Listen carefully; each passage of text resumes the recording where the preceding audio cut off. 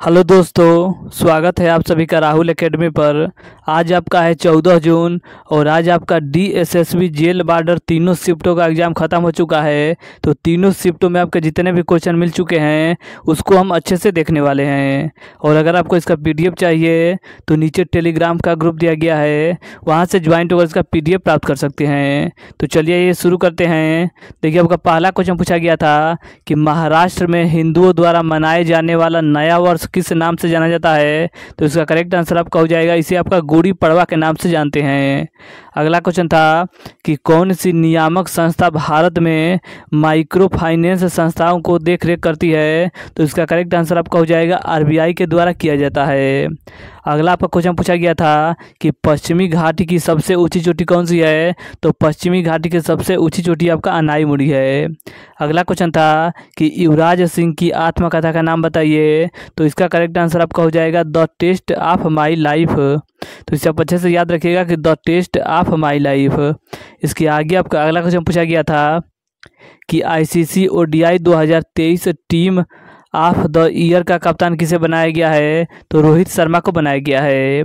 अगला क्वेश्चन था कि बोडो भाषा मुख्य रूप से किस राज्य में बोली जाती है। तो आपके असम राज्य में बोला जाता है।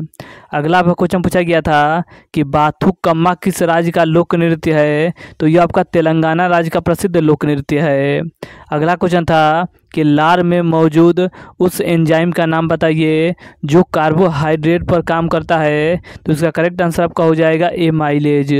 इसके आगे आपका अगला क्वेश्चन पूछा गया था कि भारत में एकल नागरिकता की अवधारणा किस देश के संविधान से लिया गया है। तो आपके इंग्लैंड के संविधान से लिया गया है। अगला क्वेश्चन था कि सुरमा नदी, जिसे बराह नदी के नाम से भी जाना जाता है, यह कहाँ से निकलती है। तो यह आपके मणिपुर की पहाड़ी से निकलती है। इसके आगे आपका अगला क्वेश्चन दिया गया था कि चंद्रयान 3 चांद पर कब लैंड हुआ था। तो इसका करेक्ट आंसर आपका हो जाएगा 23 अगस्त 2023 ईस्वी को लैंड हुआ था। अगला क्वेश्चन पूछा गया था कि जंगली गधा अभयारण्य किस राज्य में स्थित है। तो गुजरात इसका करेक्ट आंसर हो जाएगा। अगला आपका क्वेश्चन पूछा गया था कि भारत के जीएसटी परिषद के अध्यक्ष कौन है। तो वित्त मंत्री होता है। और जीएसटी को कब लागू किया गया था। तो भारत में जीएसटी को 1 जुलाई 2017 ईस्वी को लागू किया गया था। इसके आगे आपका अगला क्वेश्चन दिया गया था कि विधवा पुनर्विवाह के पक्ष में किसने आंदोलन चलाया था। तो इसका करेक्ट आंसर आपका हो जाएगा ईश्वर चंद्र विद्यासागर के द्वारा चलाया गया था।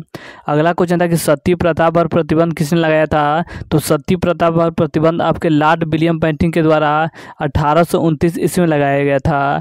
और इनके द्वारा एक और व्यक्ति इसमें शामिल थे जिनका नाम था आपका राजा राम मोहन राय। तो देखिए, राजा राम मोहन राय और लॉर्ड विलियम बेंटिंक के सहयोग से 1829 में सती प्रथा का उन्मूलन किया गया था। इसके आगे आपका अगला क्वेश्चन दिया गया था कि पहली निर्वाचित लोकसभा भारत में कब अस्तित्व में आई थी। तो वर्ष 1952 ईस्वी में आया था।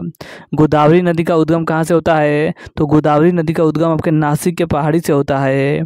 इसके आगे आपका अगला क्वेश्चन दिया गया था कि 2011 की जनगणना के अनुसार भारत में दूसरी सबसे ज़्यादा बोली जाने वाली बोली कौन सी है। तो वो आपकी बंगाली है। अगला क्वेश्चन था कि मन्नार की खाड़ी भारत को किस देश से अलग करता है। तो इसका करेक्ट आंसर आपका हो जाएगा भारत को श्रीलंका से आपका अलग करता है। इसके आगे आपका अगला क्वेश्चन दिया गया था कि स्वदेशी आंदोलन की शुरुआत तो कब की गई थी। तो 1905 ईस्वी में स्वदेशी आंदोलन की शुरुआत की गई थी।